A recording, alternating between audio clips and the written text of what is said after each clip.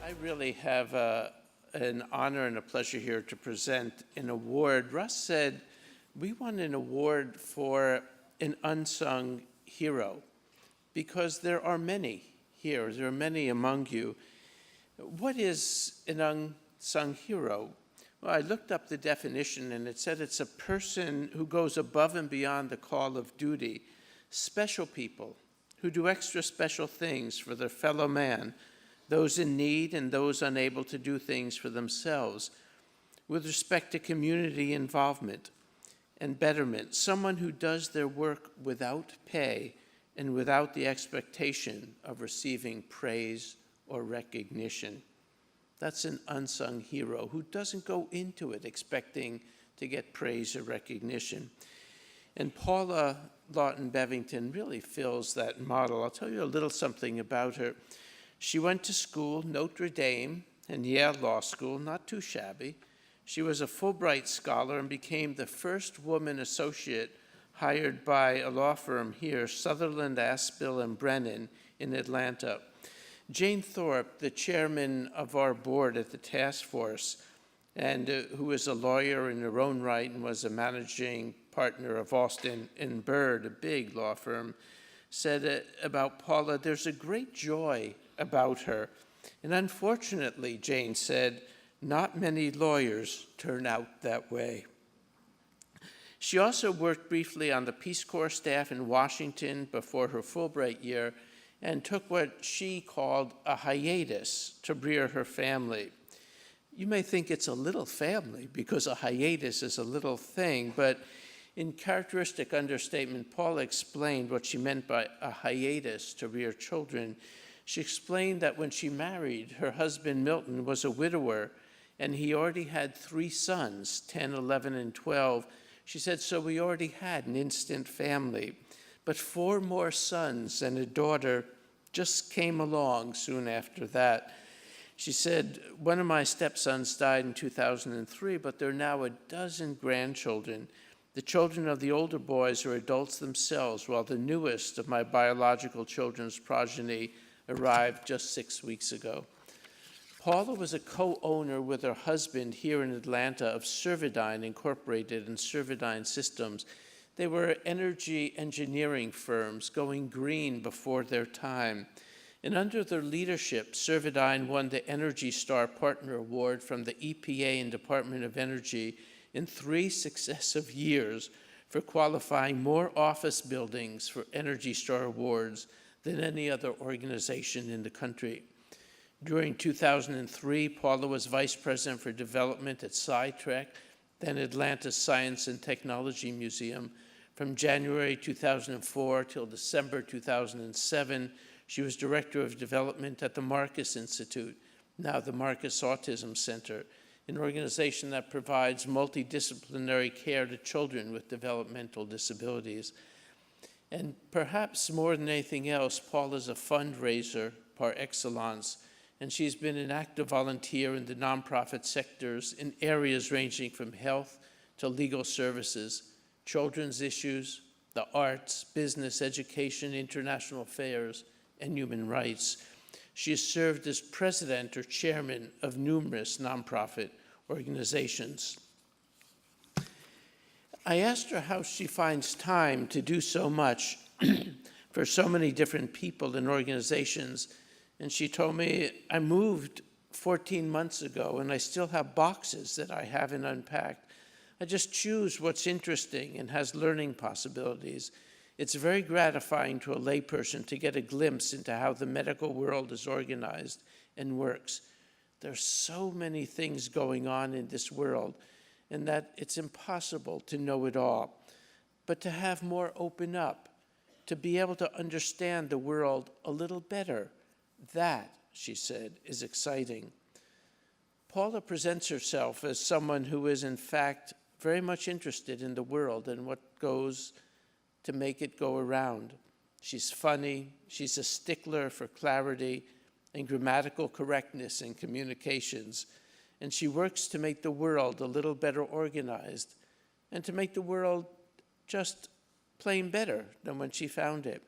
And she does all this with incredible modesty and directness. Bill Fagey, another hero of mine and many of us here, has said that the purpose of a life is a life with purpose. The purpose of a life is a life with purpose. And Paula is in fact living this life, helping so many in so many ways for so long. I could think of no one more deserving of this Unsung Hero Award than Paula Bevington.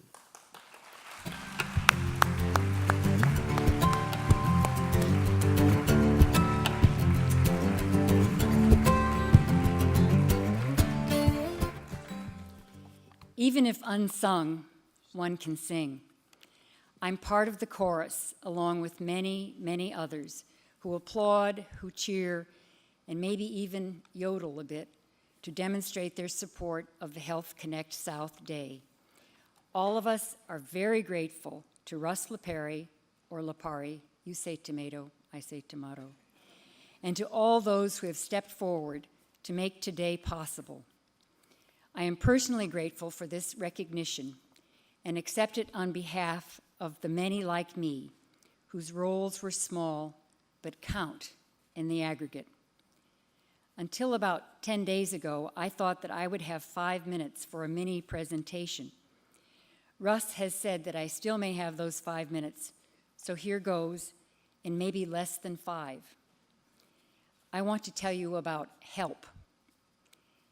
HELP, capital H, lowercase e, capital L, capital P, an acronym for the Health Law Partnership, is a collaboration, hear that word again, among Atlanta Legal Aid, my home away from home, Georgia State College of Law, Children's Healthcare of Atlanta, Morehouse Medical School, and Emory Medical School.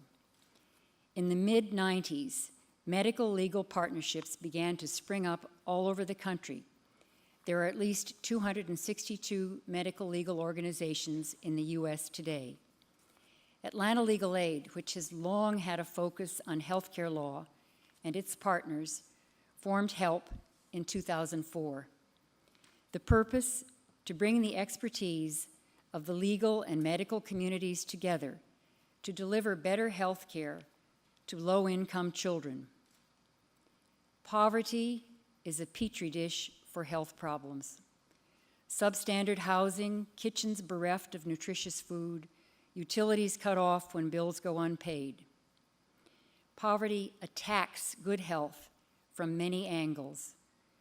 Poor people suffer the same health problems that everyone else does, plus a lot more that derive from their poverty.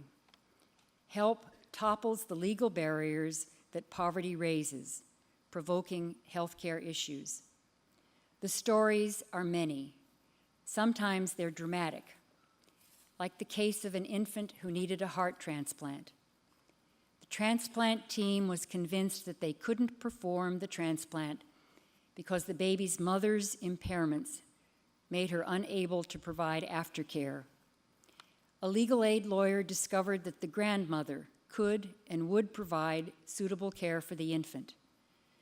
Despite time pressure, the lawyer was able to obtain consent from the mother and from the father, who was incarcerated, then locate a judge to sign the order. The transplant was successful, and the baby's life was saved. This is hard to believe, but the surgery took place on Valentine's Day. Most of the stories are less cinematic. For example, many children in poverty have asthma. A HELP doctor told me about children who are treated for asthma and returned for checkups showing no improvement. The doctor may suspect parental noncompliance with the administration of medications. The real reason turns out to be mold infestation at home. More than once, a call from a help lawyer to the landlord works magic. That landlord who swears he meant to remediate the situation and just didn't get around to it, does get around to it. Atlanta legal aid lawyers are on site at Children's 3 locations, Eggleston, Scottish Rite, and Hughes Spalding at Grady. They have earned the respect and the trust of the doctors. Medical and law students get to know one another and work together through HELP. HELP has an advocacy component that has changed counterproductive regulations. HELP provides community education, especially important with populations whose formal schooling may be limited. My time is up. Actually, not quite, but I won't go on. I'd be glad to send anyone who wishes a 3-page summary of HELP's first decade. Just give me your email address. And thank you again.